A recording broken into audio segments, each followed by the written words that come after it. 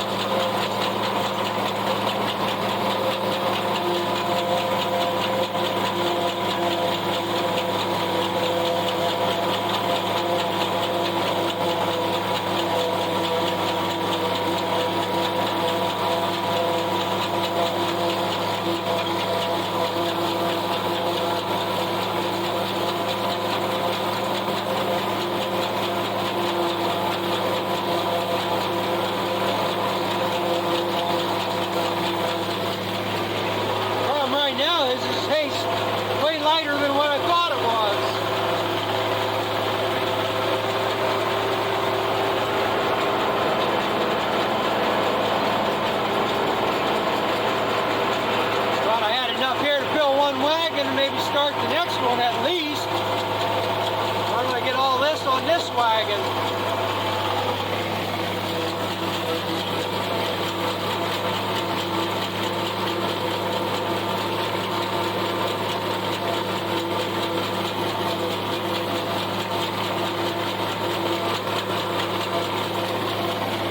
Not that big a deal.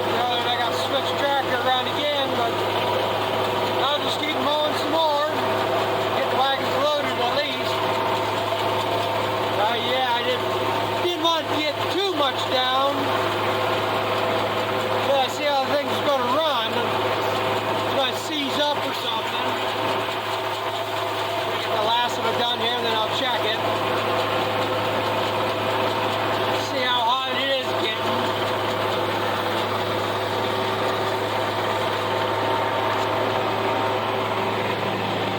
This is what's going to be the biggest problem for it, making a turn. That's what's got the flex to it. Going straight, it shouldn't bother it too much.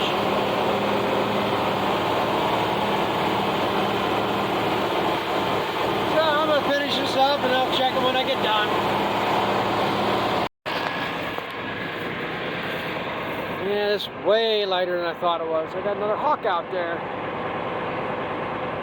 Hope he's getting another snake. Seen him suck one down there before like a piece of spaghetti. Yeah,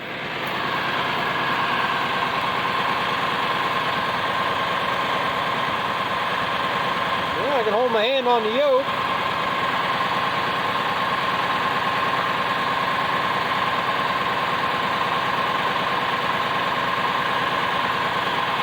Yeah, it's warm, got some I'm going. Not that I can't hold my finger on it, it's warm enough I don't really want to, but maybe it's alright. See here when I unhook this how much flex, got more flex in it or not. I don't see anything coloring like it's getting hot. I don't see no smoke. I guess it's runnable, but yeah, I'm gonna get switched around here. I'm gonna mow some more, see if I can get, if I'll put any more on this wagon or just let it go as it is.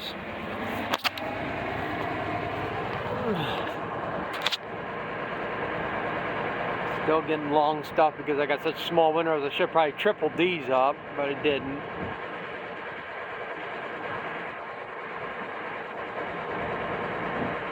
Guess I'll just live with it. I'm going back to mowing some hay.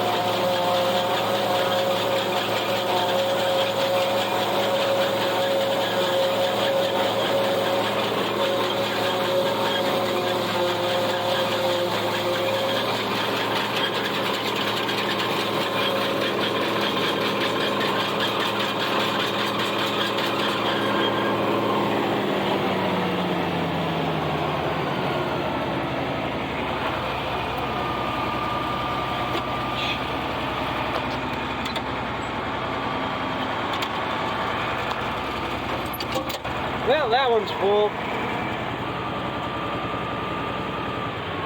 That's the second load, so now U-joints lasting for 2 loads. Like I say, it is a little bit warm. I did check it there, pulled it off, and it did seem like it was stiff again, but it seemed to be running.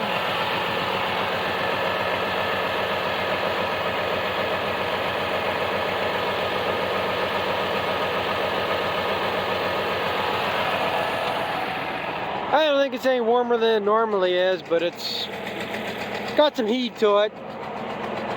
So like I said, I just have to keep an eye on that. Been greasing it here every time I've greased it 3 or 4 times today. But, so we'll see how long it holds up. One thing though I've noticed, I bet them welds have been cracked for a while or something.